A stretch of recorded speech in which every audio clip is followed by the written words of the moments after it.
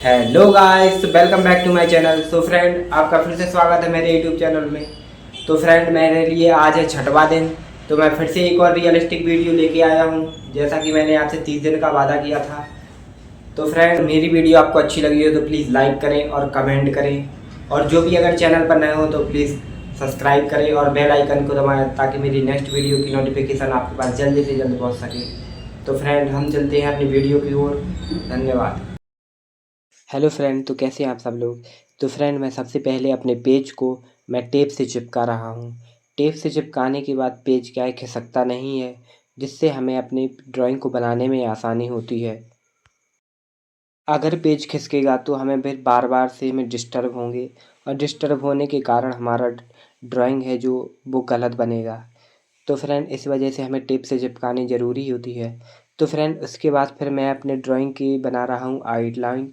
Outline बनाने के लिए मैं सबसे पहले अपनी पेंसिल से बहुत हल्के हाथ तरीके से चलाऊँगा। क्या है फ्रेंड, रियलिस्टिक ड्राइंग बनाने के लिए हमें अपनी आउटलाइन की बहुत ही हल्की तरीके से चलानी होती है। क्या है फ्रेंड, फिर बाद में हमें मिटाना भी होता है। क्या है, जो जितनी भी रियलिस्टिक ड्राइंग बनती हैं वो सब आउटलाइन से, या फिर उनकी जो आउटलाइन होती है वो बहुत ही हल्के होती है। हल्की होने के साथ साथ हमें क्या है, किनार पर भी रिफ्लेक्ट करना पड़ता है। इस वजह से हम अपनी पेंसिल को किनार से डार्क नहीं चला सकते हैं। तो फ्रेंड, जितनी भी हमारी आउटलाइन बनेंगी वो हमें सब अपने बहुत ही हल्के हाथ से चलानी पड़ती है। और जहाँ पर हमें डार्क चाहिए पड़ेगा वहाँ पर हम प्रेशर से डार्क कर देंगे। उसी पेंसिल को प्रेशर से चलाने के बाद वो फ्रेंड ये डार्क छोड़ देती है। डार्क होने के साथ साथ इसमें बहुत ही रियलिस्टिक नज़र आती है। और आपने जितनी भी रियलिस्टिक आर्ट देखी होंगी उसमें डार्क और लाइट का बहुत कॉम्बिनेशन रहता है। उसी की वजह से हम अपनी रियलिस्टिक ड्राइंग को कंप्लीट कर पाते हैं। तो दोस्तों, मैं पहले भी बताता आया हूँ कि मैं अपनी आउटलाइन को बहुत ही हल्के हाथ तरीके से चलाता हूँ, और उसके लिए जो जहाँ पर डार्क चाहिए पड़ती है हम वहाँ पर प्रेशर से डार्क कर देते हैं। तो दोस्तों, धीरे धीरे हमारी आउटलाइन कंप्लीट होने वाली है। कंप्लीट होने के बाद फिर हम इसको दोबारा से बनाते जाएंगे। दोबारा से बनाने के बाद फिर क्या है बहन फ्रेंड, जो भी हमारी आउटलाइन हल्की दिखती है उसको पेंसिल से या तो थोड़ा डार्क करके हम अपने बाद के लिए देख सकते हैं, नहीं तो हम उसे इरेज़र से साफ़ कर देंगे। तो फ्रेंड, इसी के साथ हमारी आउटलाइन कंप्लीट हो चुकी है। आउटलाइन कंप्लीट होने के बाद हम जहाँ पर डार्क कलर होगा वहाँ पर पेंसिल को प्रेशर से चलाने के लिए हमें इसमें प्रेशर देना होगा, तब जाके ये ब्लैक कलर देगी। फ्रेंड, ये पेंसिल जितने आप प्रेशर से चलाओगे उतनी ही गाढ़ी चलेगी, और जितने हल्के तरीके से चलाओगे ये उतनी ही हल्की चलेगी। तो फ्रेंड, मैं सबसे ज़्यादा अपनी पेंसिल को 4B यूज़ करता हूँ। 4B पेंसिल लाइट चलाने से लाइट चलती है और डार्क चलाने से डार्क। जैसे अगर आप 2B पेंसिल लोगे तो वो लाइट चलाओगे तो वो ज़्यादा लाइट नहीं चल सकती, और इससे ज़्यादा डार्क भी नहीं हो पाती। तो फ्रेंड, मैं 4B पेंसिल का सबसे ज़्यादा यूज करता हूँ, और मेरे पास सबसे ज़्यादा 4B पेंसिल ही है। ये 4B पेंसिल से काम करना बहुत ही अच्छा लगता है, और उससे बहुत ही मज़ा आता है। तो फ्रेंड, ये हमारा जहाँ आँख और नाक का हिस्सा है वहाँ पर मैंने इसको ब्लैक कर दिया है। ब्लैक होने के साथ साथ अब जहाँ पर डार्क कलर होगा वहाँ हमें पेंसिल को थोड़ी डार्क करके फिर हम ब्रश से उसे शेडिंग कर देंगे। ब्रश से शेडिंग करने के बाद हमें फिर पता चलता है कि जहाँ पर हमारी शेडिंग कम होती है वहाँ पर केवल ब्रश ही चला देते हैं तो हमारी शेडिंग आ जाती है। प्रक्रिया हमें 3 से 4 बार दोहरानी पड़ती है। जहाँ पर लाइट होगा तो वहाँ पर लाइट, और जहाँ डार्क होगा तो वहाँ पर डार्क करना पड़ेगा। ऐसा करने से फ्रेंड हमारी तभी रियलिस्टिक ड्राइंग बनती है। जहाँ पर लाइट होता है वहाँ पर हम थोड़े हल्के हाथ से प्रेशर से पेंसिल चला देते हैं, और फिर बाद में ब्रश से उसे शेड कर देते हैं, और शेड होने के साथ साथ हम इरेज़र से थोड़ा हल्का भी कर देते हैं, और फिर दोबारा से हम ब्रश से यूज़ करके उसे शेड कर देते हैं। तब जाकर ये सॉफ्ट शेडिंग देता है, या देती है फ्रेंड, जो भी हो। तो अपनी बस केवल ड्राइंग से ही मतलब है। तो फ्रेंड, अभी मैं अपने जो सिर का हिस्सा है उसे मैं डार्क करूँगा और जहाँ हमें क्रैक हो नज़र आएगा तो वहाँ पर पेंसिल को डार्क चला देंगे तो वहाँ पर क्रैक नज़र आते जाएंगे। और फिर उसके बाद हम ब्रश से उसे शेड कर देंगे, जहाँ पर हमने ब्लैक पार्ट किया है उसके ऊपर खाली ब्रश ही चला देने से आसपास में शेडिंग हो जाती है। रियलिस्टिक ड्राइंग के लिए हमें सब जगह डार्क पेंसिल नहीं चलानी पड़ती है, हमें उसमें कुछ रिफ्लेक्ट के लिए जगह भी छोड़नी पड़ती है। तो फ्रेंड रिफ्लेक्ट देंगे तभी इसमें नज़र आता है कि कहाँ पर हमारी रियलिस्टिक लग रही है या फिर नहीं। तो फ्रेंड मैं इसके बाद का आप पार्ट देखेंगे तो बहुत ही शानदार है, जो फ्रेंड आप सब लोग देखेंगे कि मैंने रियलिस्टिक बनाया है। और जितनी भी फ्रेंड मैं रियलिस्टिक ड्राइंग बनाता हूँ उसमें बहुत ही टाइम लगता है फ्रेंड, टाइम लगेगा तभी अच्छी बनेंगी और उसी से आप सीख पाओगे। कोई भी ड्राइंग फ्रेंड आसानी से नहीं बनती है, इसमें बहुत ही मेहनत का काम होता है। फ्रेंड मैं अब बना रहा हूँ ये दांत का ऊपर वाला हिस्सा। इसे फ्रेंड मैं पेंसिल के ब्लैक से ही कर दूंगा और फिर जो टीथ रहेंगे उसमें कि मैं केवल ब्रश का ही यूज कर दूंगा, ब्रश या फिर पेपर स्टम्प का यूज कर दूंगा। इससे फ्रेंड ये डार्क हो जाएंगे, हमें दांतों पे पेंसिल नहीं चलानी पड़ेगी, इससे इतना डार्क हो जाएगा। हमें ज़्यादा डार्क नहीं चाहिए, ज़्यादा डार्क के लिए हम पेंसिल यूज़ कर सकते हैं और कम लाइट के लिए हम केवल ब्रश का ही यूज कर सकते हैं। अगर आप पेंसिल चला दोगे तो ये बहुत ही डार्क हो जाएगा और फिर ये बाद में ख़राब लगेगा। इसे हम बाद में फिर इरेज़र से साफ़ करेंगे तो भी इस पे निशान आ जाएंगे। इस वजह से हम केवल इसमें ब्रश से ही शेड कर देंगे।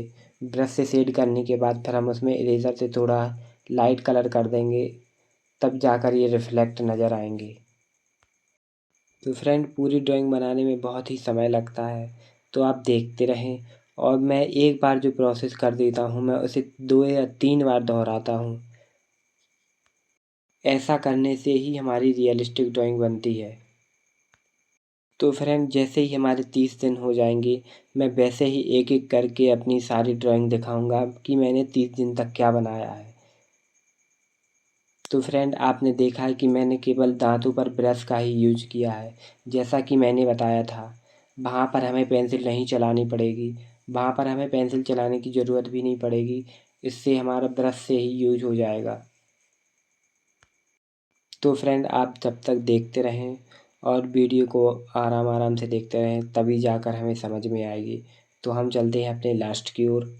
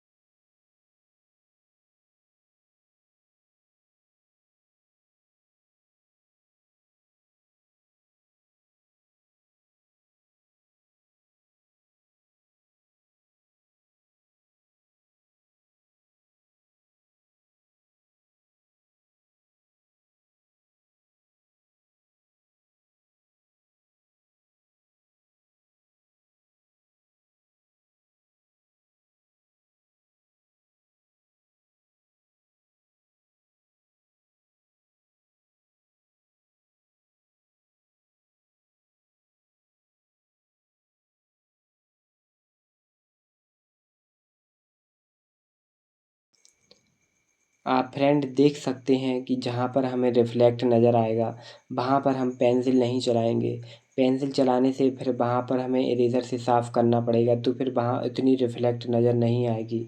इसी बजाय हम वहाँ पर पेंसिल नहीं चलाएँगे। तो फ्रेंड जहाँ जहाँ पर हमें पेंसिल चलानी है वहाँ मैं पेंसिल चला दूँगा, फिर उसके बाद उसे ब्रश से शेड कर दूँगा। ब्रश से शेड करने के बाद ही सॉफ्ट शेडिंग नज़र आती है। इसे इसलिए हमें ब्रश का ही यूज करना चाहिए। शेडिंग तो फ्रेंड आप 2 या 3 तरीके से कर सकते हैं। पेपर स्टम्प का भी यूज कर सकते हैं, कॉटन का भी यूज कर सकते हैं और ब्रश का भी यूज कर सकते हैं। तो फ्रेंड सब जगह अलग, तीनों जगह अलग अलग जहाँ जहाँ पर हमें चाहिए पड़ता है वहाँ हम अपनी अपनी शेडिंग करेंगे। जैसे जहाँ पर सॉफ्ट शेडिंग चाहिए पड़ती है वहाँ पर हम केवल ब्रश का ही यूज करते हैं, और जहाँ थोड़ी डार्क शेडिंग चाहिए पड़ती है वहाँ पर हम पेंसिल या पेपर स्टम्प का यूज करेंगे। और फिर हमें बहुत सारा जहाँ बहुत पार्ट होता है वहाँ पर हम कॉटन या फिर टिश्यू पेपर का यूज करते हैं, तो फिर हमारी बहुत जल्दी शेडिंग हो जाती है। तो फ्रेंड जहाँ पर हमारा अभी ब्लैक कलर है या फिर ब्लैक पार्ट है तो मैं उससे पेंसिल से डार्क कर दूँगा। जहाँ एक बार मैंने ब्लैक कर दिया तो वहाँ पर 3 या 4 बार ब्लैक करना पड़ता है। एक बार ब्लैक करने के बाद उसे फिर से ब्रश चलाना पड़ता है, फिर वहाँ पर फिर से डार्क करो, फिर उसमें फिर से ब्रश चलाओ। ऐसी प्रोसेस हमें 3 से 4 बार दोहरानी पड़ती है। पूरी रियलिस्टिक ड्राइंग बनाने में हमें सेम ही पैटर्न फॉलो करना पड़ता है, तब जाकर ये रियलिस्टिक नज़र आती है। तो फ्रेंड इसी वजह से इसमें बहुत टाइम लगता है और आधे घंटे की वीडियो बन पाती है। अगर फ्रेंड हम ये मेन पार्ट नहीं दिखाएंगे तो फिर ये 2 या 3 घंटे की होगी, जिसमें मैं आपको इतना पार्ट नहीं दिखा पाऊँगा। इसी वजह से मैं आपको मेन पार्ट दिखा रहा हूँ, ताकि आप सब लोग धीरे धीरे से ड्राइंग बनाना सीख जाएं। तो फ्रेंड आप देख सकते हैं कि अभी थोड़ी हमारी रियलिस्टिक नज़र आ रही है। तो फ्रेंड जैसे ही पूरी होती जाएगी वैसे ही हमारी ड्राइंग अच्छी लगने लगेगी। तो दोस्तों आप सब लोग देखते रहें।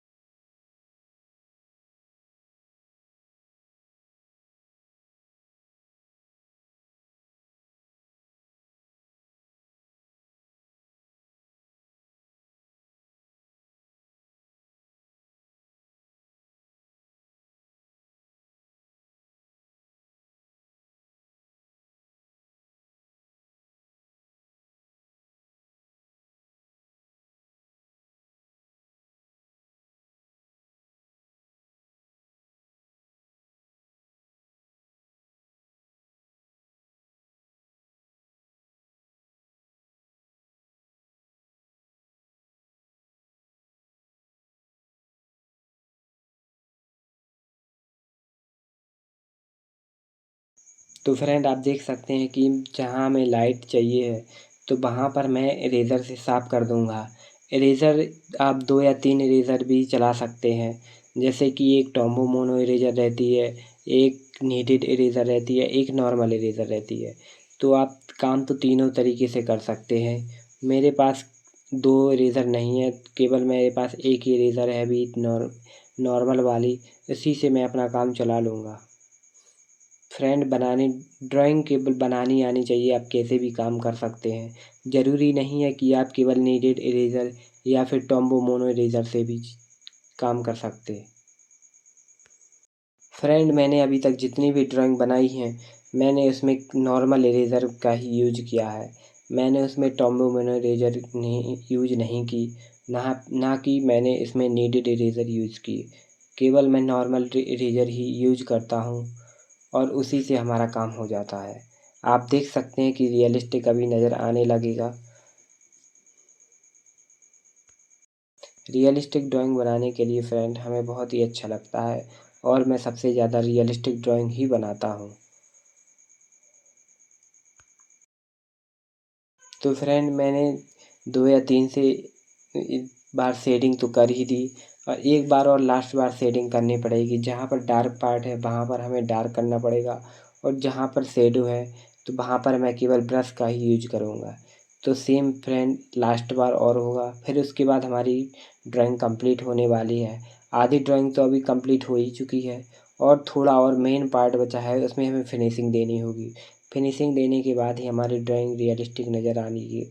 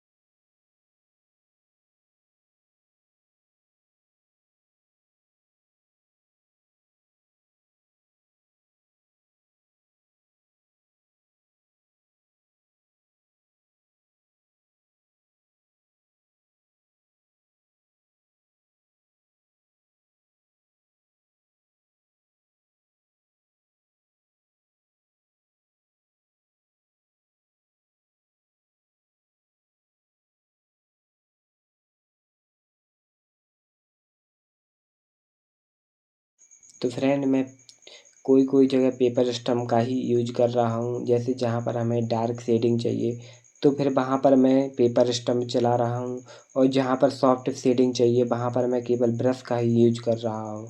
आप देख रहे हैं।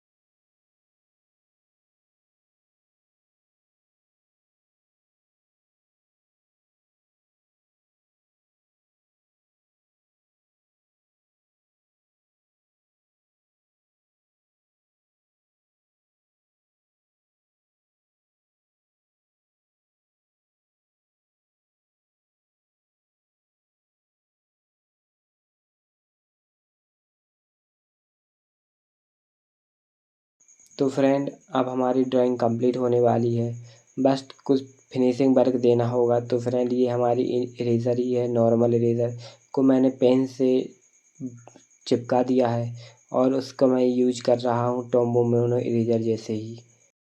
तो अब हमारा ड्राइंग कंप्लीट होने वाली है। तो फ्रेंड अब हम चलते हैं अपनी ड्राइंग की ओर, जो कि पूरी हो चुकी है। अब ये बस लास्ट सीन है जो आप देखेंगे। अगर हमारी ड्राइंग अच्छी लगी हो तो प्लीज़ कमेंट करके ज़रूर जाइएगा। धन्यवाद।